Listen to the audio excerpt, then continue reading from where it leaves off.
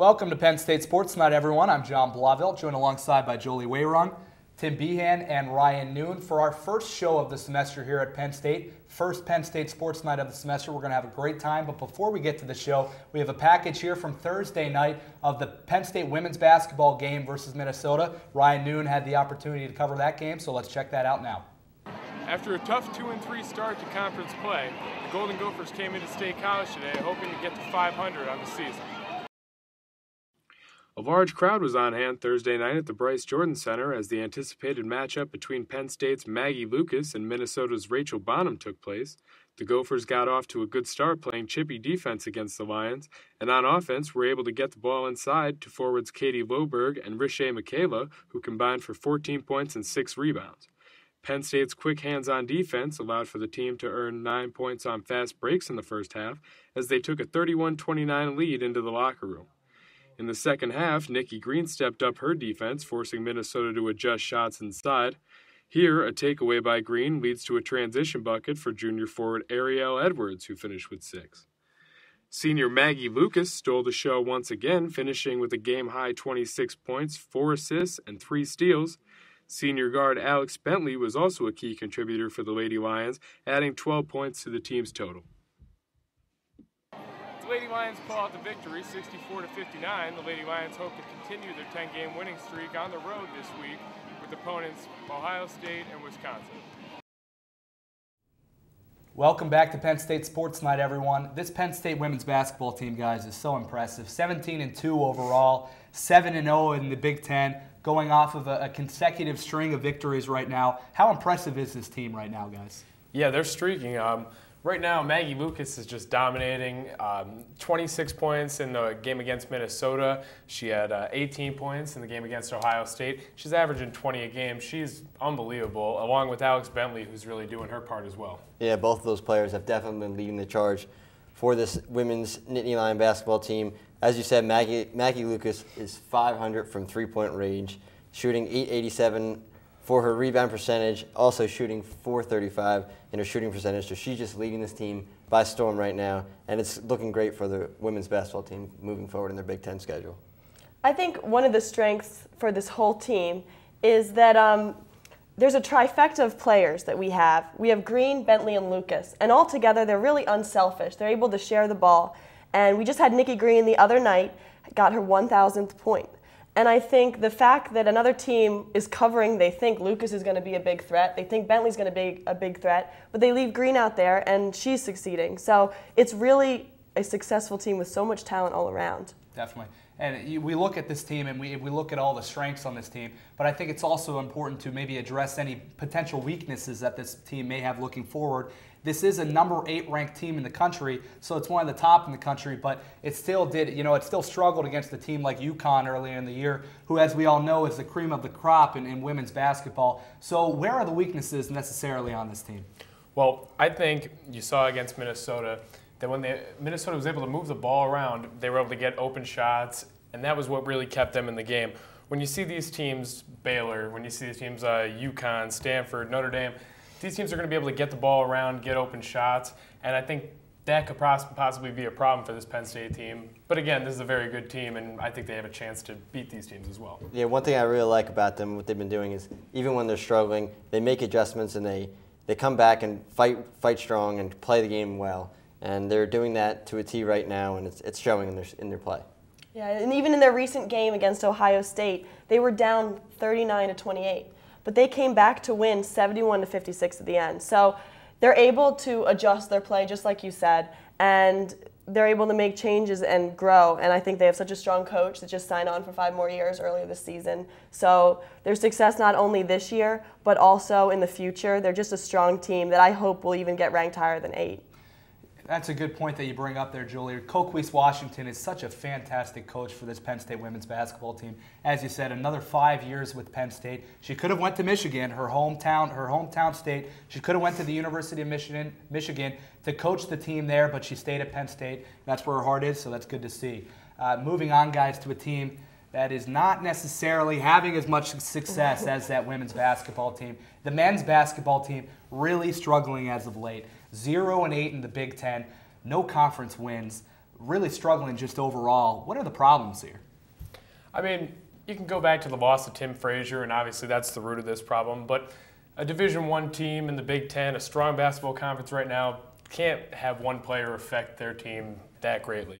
Yeah, I think their size is definitely a factor. It looks like these Big Ten teams are a lot bigger and stronger than the Nittany Lions right now. But Coach Chambers has a lot of young guys who are playing different roles now with Tim Frazier out. So that could be a positive for this team moving forward, is the roles that they're playing. And when Tim Frazier comes back, it can all work out for the team, I think. I think you really got to feel for Coach Chambers. I mean, he came in and he has so much spunk, so much personality. Any press conference you have, you know that he has so much passion for this team. And I really think that he's been here for a year and a half at this point. That really isn't enough time, as much as we do criticize them, that isn't enough time to have one man change a team. Even they're undefeated, they have yet to win a game in the Big Ten, but they do have games left. And half of the games that they have played in the Big Ten, they've lost by only a margin of 10 points. Mm-hmm. So as hard as their road is right now, I think there are some things to look up. Definitely. Going off of that, guys, we kind of addressed the weaknesses, but the positives for this team. You know, it hasn't been the best year for Penn State men's basketball, but there have been some positives that I have seen personally. Looking at the defensive side of the ball, Pat Chambers is a coach that will consistently address defense, and we saw that in the Ohio State game. Deshaun Thomas had 11 points, which is 10 short of his average on a game-by-game basis. So there's a positive right there. But moving to another positive on this campus, the Penn State wrestling team is a dynasty. I mean, it's in every true sense of the word. Penn State wrestling is a dynasty. Cale Sanderson has put into effect a great team at Penn State. How good is this wrestling team at Penn State, guys? I mean, they're unbelievable. They're going on to win this third national championship in my mind. Andrew Ralton stands out at the 149 division. He's 17-1 and has 10 pins. Also, James Volrath, he is at 157. He's 23-5. Only has 3 pins, but shows that he's working the points and he's getting the wins on the mat. Yeah, this team is unlike any other team I've seen before. I agree with you. I think they're definitely going to win another national championship this year. Every match when a team comes in to Rec Hall, they blow them out. The place is rocking every time. For Penn State, they look for pins every single match, and they usually get them. If they're not getting a pin, then it's sort of a loss for them, it seems, because that's how many pins that they get. But standout players, obviously, Ed Ruth, David Taylor, national champions, year in, year out, and they're always competing for those titles. So it's amazing to see, and they're going to keep rolling here. And Julie, I know for you, something that you had said that you looked into, the fact that this team still has a tough schedule ahead. What does this team have looking forward, in the future? Yeah, well, we know Penn State has the formula for wrestling here, but the easier part of their schedule was the beginning of it. Coming up next, they face number 4 Iowa, number 6 Illinois, and number 5 Ohio State. So we just did play Nebraska, which was somewhat of a blowout, but at the same time, we have some tough competitors. So I think the whole Penn State community is really ready to see the team get challenged. And I think they're ready for it too, and I really see a championship in our future, but we'll see after this second part of the schedule. Sure. Iowa, as we all know, is a very tough competitor for Penn State. One of the top teams not only in the Big Ten, but also in the country. So that's definitely a tough matchup for Penn State. Another team here at Penn State who really has a lot of preseason hype, only 5 games into the season, that's the Penn State men's volleyball team. We're going to go to Jake Bramande, who had an opportunity this past weekend to cover the Penn State men's volleyball versus Sacred Heart game. Let's go to that right now. It's snowing outside, but clear here inside Rec Hall as Penn State's men's volleyball team took on Sacred Heart. Penn State has a great start of the year, winning 7 of their first 8 games, and they open up conference play here at home. It was another day at the office for the Penn State men's volleyball team, who won their 59th straight conference game on Friday night.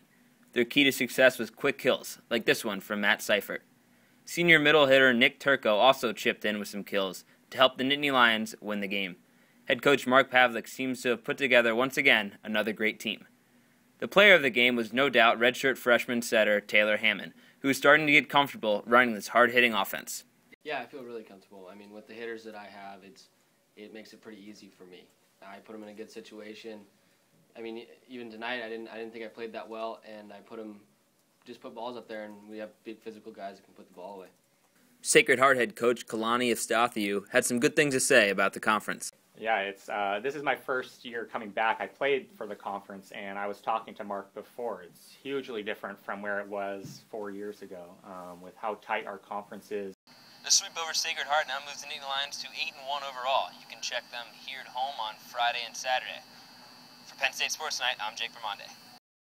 Thanks, Jake, for that. A really good job on your part. Ryan and Tim, looking at this Penn State men's volleyball team as a whole, really quickly, how do you see this team doing as the season progresses? They're 9-1. They're ranked number 6. Their only loss right now is to number 4 UCLA. I mean, I think the sky's the limit for this team. They're just going to have to be able to beat these top teams in order to win.